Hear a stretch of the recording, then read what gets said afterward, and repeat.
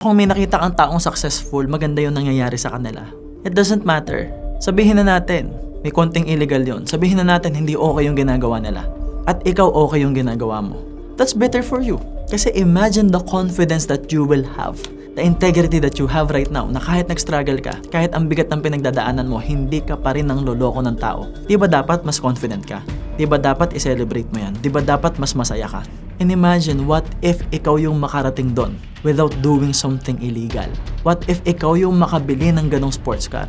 Ikaw yung mag-travel? Ikaw yung kumita ng malaking pera while still having integrity? Imagine the emotions. So instead na mainggit ka, dapat isipin mo na mas deserve mong yumaman. Huwag kang magalit sa kanila, bahala sila. We are not talking about them, it's not about them, it's about you. Because again, success is about your journey, not other people's journey.